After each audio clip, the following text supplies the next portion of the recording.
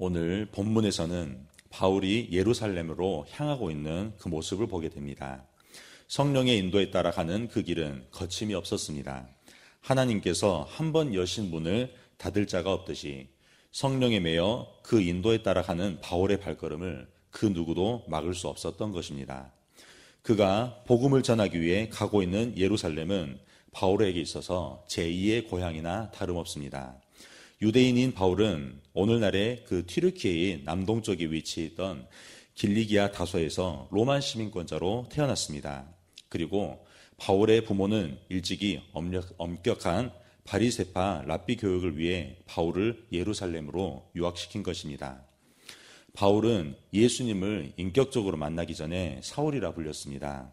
바울이라는 이름은 그가 예수님을 인격적으로 만난 후 이방 지역으로 복음을 전하기 위해 나아갈 때 사울이라는 이름을 헬라식으로 그 발음하여 부른 것을 이렇게 알 수 있게 됩니다.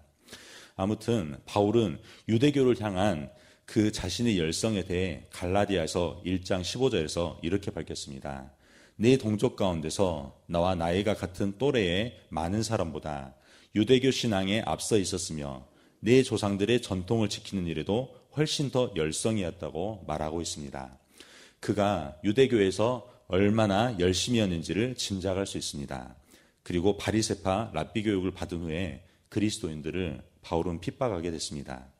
신명기 21장 23절에 기록된 그 율법에 보면 나무에 달린 자마다 하나님의 저주를 받은 자라고 분명히 규정하고 있습니다.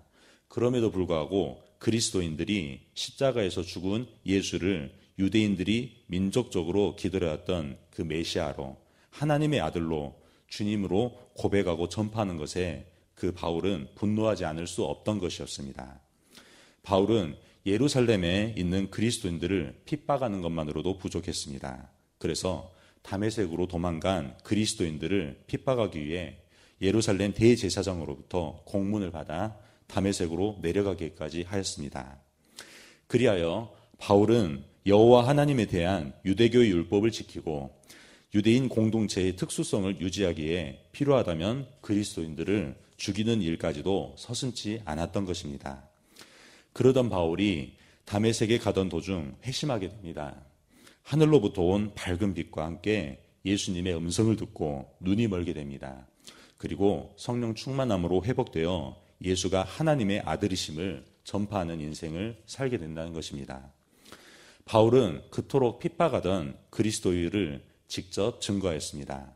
그리고 이방인들에게 복음을 전하는 사역을 자신의 사명으로 받아들이고 심지어 율법의 준수로 구원을 받는 게 아니라 오직 믿음으로써 의롭게 칭한다는 그 이신칭의의 주장을 하는 자로 바뀌게 됐다는 것입니다. 그가 지난날 경험했던 것처럼 여전히 예루살렘은 율법이 장악하고 지배하는 세상이었습니다.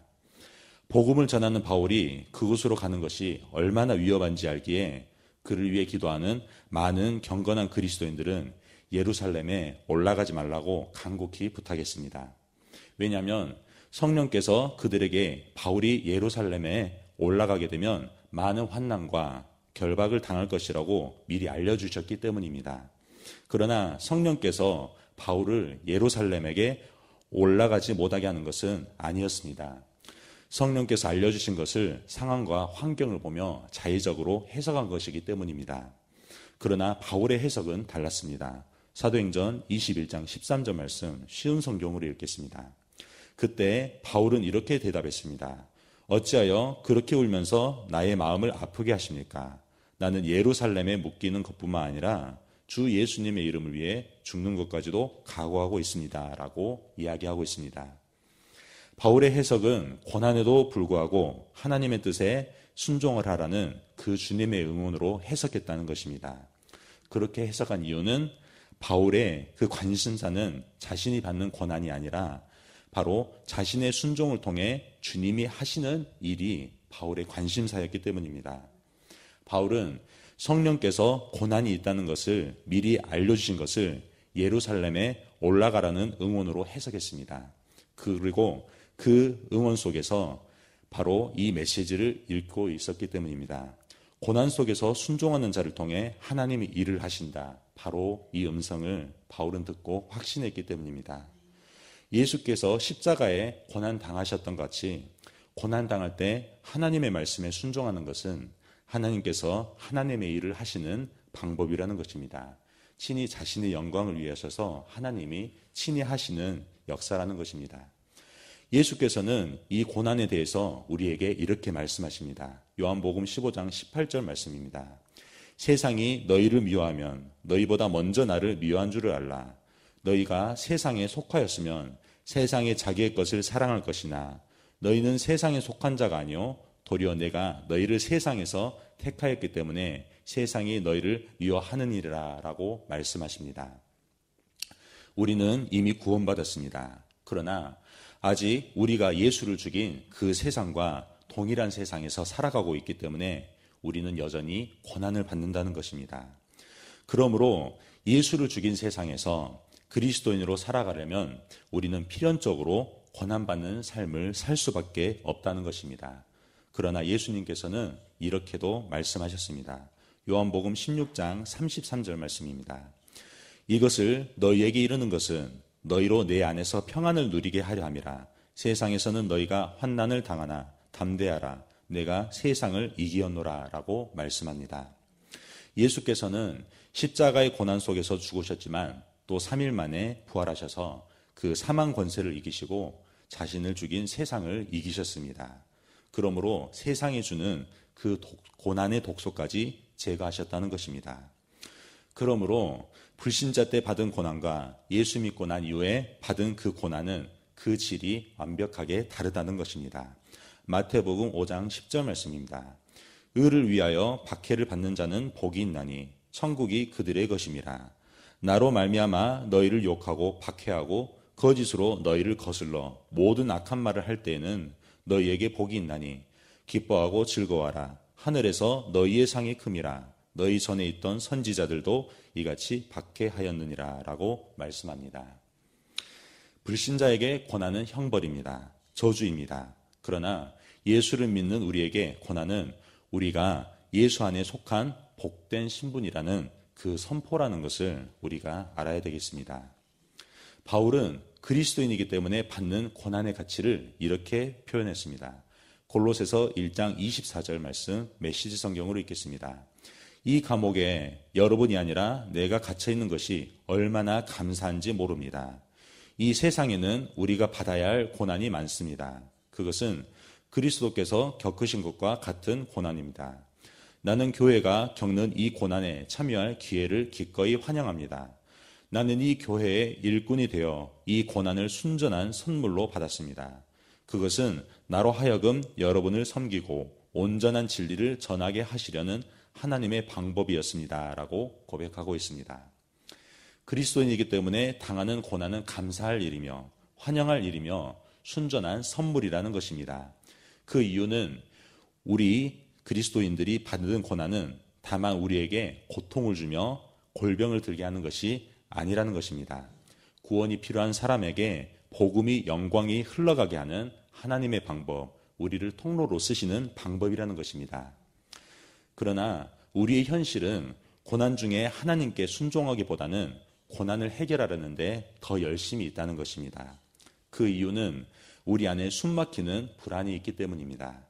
나의 연약함과 부족함이 나를 불안하고 조급하고 성급하게 만듭니다.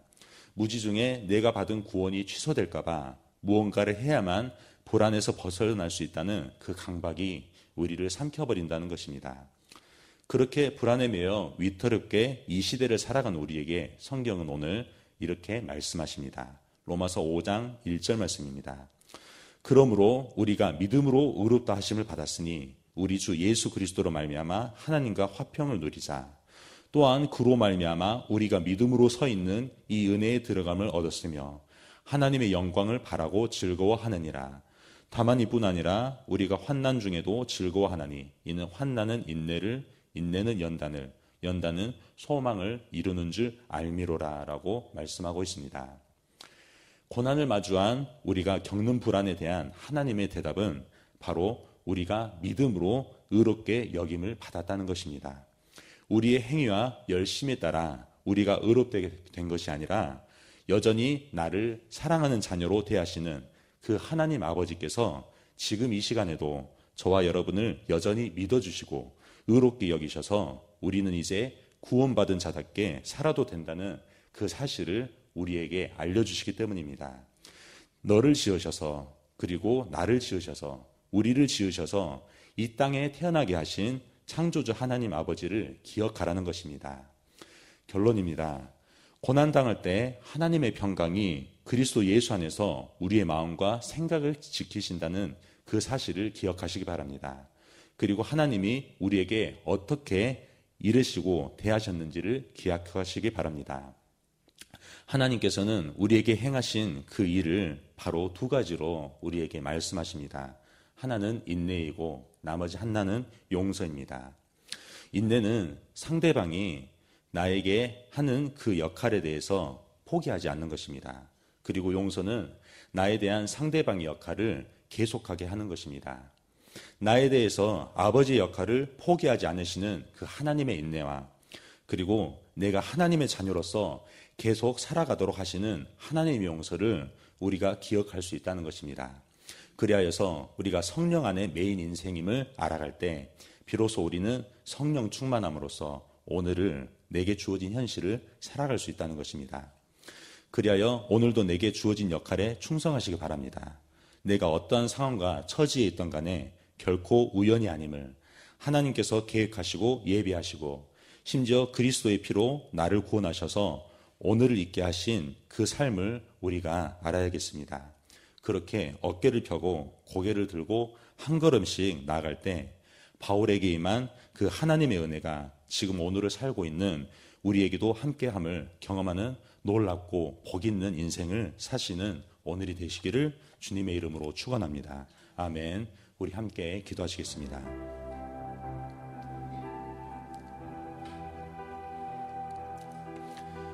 오늘 함께 들으신 말씀을 또 묵상하면서 기도하시기 바랍니다. 성도님들의 가정과 직장을 위해서, 부부관계와 부모관계와 자녀관계, 특별히 중요한 시험을 앞두고 있는 수험생들을 위해서도 함께 기도하시기 바랍니다. 제천마을을 위해서 기도할 때 마을장 되시는 장로님과 순장님과 순원분들을 위해서 기도하시기 바랍니다. 유치부를 위해서 기도할 때 유치부 아이들 한 명 한 명을 위해서 기도하시기 바라며 유치부 아이들을 섬기는 교사 순장님들을 위해서도 기도하시기 바랍니다. 담임 목사님의 건강과 가정과 성령 충만함과 사모님과 자녀들을 위해서 기도할 때 성령의 음성에 민감하여 교회를 이끌게 해달라고 기도하시기 바랍니다. 대통령과 나라와 민족을 위해서 해외 선교하시는 임순택 선교사님, 튀르키예에서 사역하십니다. 농어촌 선교미 도시개처 김은실 목사님, 화순 수립교회에서 심우하십니다. 광신대학교를 위해서 기도할 때 많은 교회들이 광신대학교를 위해서 기도하며 후원할 수 있도록 함께 기도하시기 바랍니다.